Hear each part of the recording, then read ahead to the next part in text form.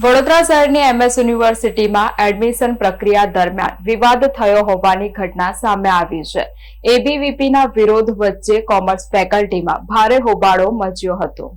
શહેરની એમએસ યુનિવર્સિટીમાં એડમિશન પ્રક્રિયા દરમિયાન વિવાદ થયો હતો. એબીવીપીના વિરોધ વચ્ચે કોમર્સ ફેકલ્ટીમાં હોબાળો મચ્યો હતો. ડીન પ્રજ્ઞેશ શાહે વિદ્યાર્થી સંગઠનો પર ગંભીર આક્ષેપ કર્યા છે. પ્રવેશ પ્રક્રિયા દરમિયાન સ્ટાફ સાથે ગાળાગાળી અને મારામારીનો આક્ષેપ કરવામાં આવ્યો છે. ડીનને લાફો મારવામાં આવ્યો હોવાનો દાવો કરવામાં આવ્યો છે. ઉગ્ર બોલાચાલી બાદ એડમિશન પ્રક્રિયા અટકાવાઈ છે. ફેકલ્ટી સ્ટાફ દ્વારા પણ વિદ્યાર્થીઓ પર હાથ ઉપાડ્યાની કબૂલાત કરવામાં આવી છે. સમગ્ર ઘટનાને લઈને કેમ્પસમાં તંગદિલીનો માહોલ સર્જાયો છે. સ્ટાફ સાથે બેઠક બાદ આગળનો નિર્ણય લેવાશે તેવું જણાવ્યું હતું. એડમિશન પ્રક્રિયા ફરી શરૂ કરવા અંગે હાલ ચર્ચા હાથ ધરાઈ હતી.